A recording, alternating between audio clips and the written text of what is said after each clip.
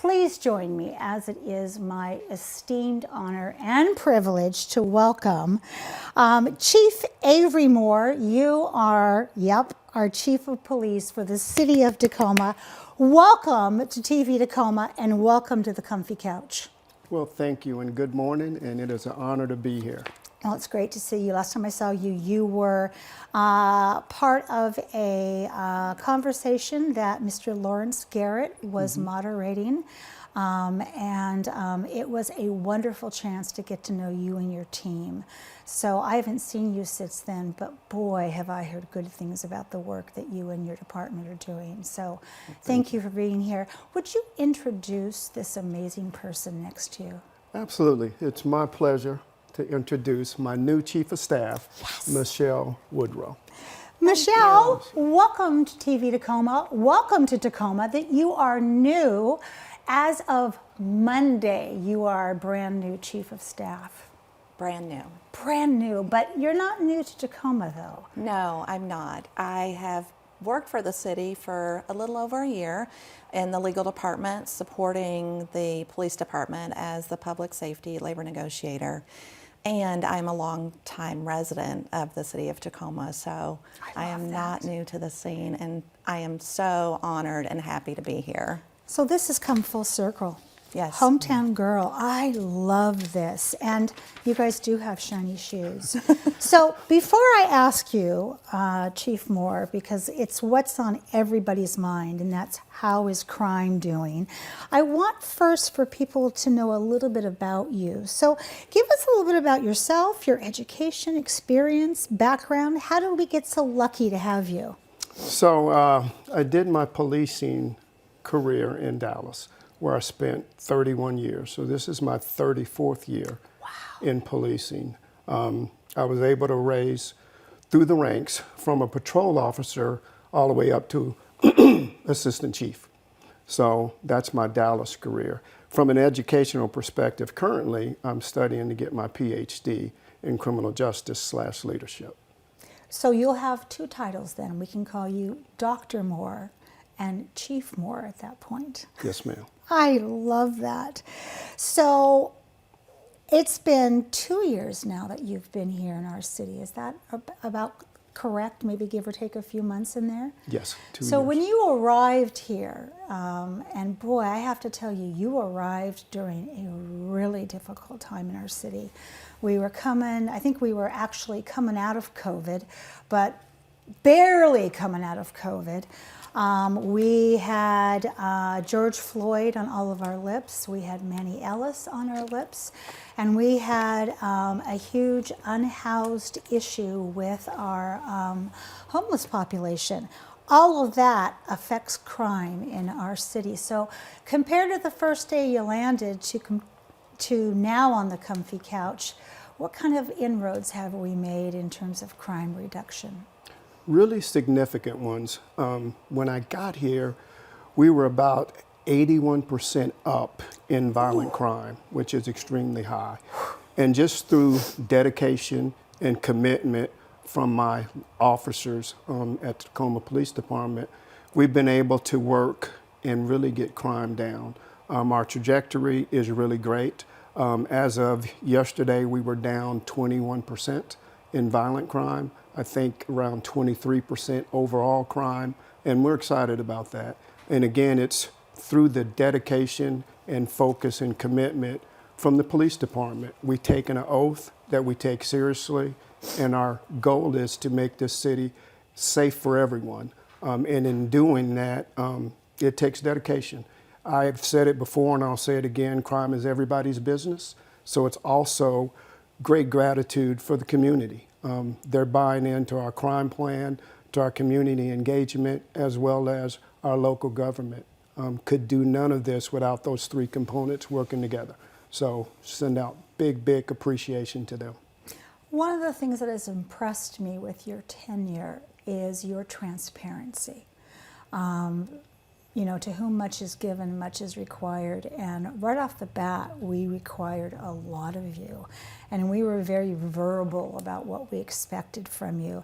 And I have to call out your community engagement, the coffees that you have had at local coffee shops where people have been able to come sit and talk with you about their neighbors and neighborhoods and some of the issues that they are seeing. So for you, coming from a bigger city than what you landed in, why was community engagement so important for you? Because you don't have to engage with the community. The laws are the laws. But you jumped in and became our neighbor very quickly. It's important to me because you can't affect crime and make people feel safe without having a relationship with people. And part of what I've learned, I call these listening/learning sessions, is that that's important. I think it's been forgotten that we wear a uniform, but underneath we're people. Yes. I live in Tacoma as well, so I experience a lot of what I've heard. And I just wanted the community to know that the police department cares about them. And I believe that before they want to know how much you know, what you can do, they need to know that you care. Mm-hmm. And that's where it comes from to me. Without community, without my police department, without city council, the city manager, it won't work. We all have to be willing to do our part, and that's coming together, listening, and then going out and working together to make the city safe. Yeah. If you had to think about your biggest challenge in these first few years, what was it? There were so many. Yeah, there were a lot. You know, I can't say there was one. Obviously, crime was high. Mm-hmm. In that, staffing suffered. Yes. You know, when I got here, we were short 55 officers. That may not sound like a lot, but that is a lot when you only have 300 and you're supposed to have 362. So pretty significant. Whew. So we've been able to shorten that number. I think we're down 25%. But in that loss of numbers, we've also lost departments. For example, we used to have a motorcycle team of 25 officers. I think at the end of this month, we'll have 2.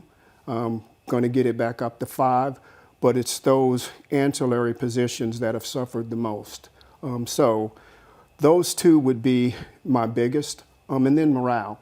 You know, mm-hmm. Morale is one of those things that is fluid, and it's been fluid, you know, but we're working on it, you know, and we do that just through the commitment and remembering our oath, and that we really are in a position to make a difference, a good difference in the lives of people who call on us. Absolutely. One of the first times I met you was the conversation, the community conversation that I mentioned as we started this segment. And I asked you to keep a promise that you would make sure that someone checked in on the Northwest Detention Center once a month, and you kept that promise. And I have to tell you, I was floored, impressed, and I became your biggest fan at that point, especially because I chair the Human Rights Commission. So I interface a lot, and I was so impressed with how real you were and how honest you were, and also how when you didn't know something, you said so. Which walking into a city like this at the time that you walked into it with more I don't knows than what I do know could have easily shifted our respect and our regard for you. But what I saw was the minute you didn't know something, you were on it to solve it and to figure it out. And you were a person of your word. So as we move into that, when we think about, there is a program called ShotSpotter. Tell me about that. Well, ShotSpotter is a company that has a tool that can help from an investigative perspective. So the goal is, we did receive a grant, and the grant specifically said we could entertain a pilot program with ShotSpotter, which we would like to do. We don't have a lot of data on it that's surmountable one way or the other. And what I mean by that is there's some negative connotation, there's some positive. But what I believe is you should read your own book. And what I mean by that is that's why I would like to try it here in Tacoma. I don't know if it'll work or not, but it may work. But what I do know is that when I had my coffee and conversations, a lot of it was around gunfire. Yes. Rapid gunfire, hearing gunfire every day, all times of the night. We don't have a police department, and I don't know that there's one in this country large enough to where we can put police officers in front of every house on every corner. That's why you have to take advantage of technology. ShotSpotter doesn't identify people. What it is a sensor that really concentrates on gunfire. And what I've learned is it's so concise that it can distinguish between fireworks, a bad muffler.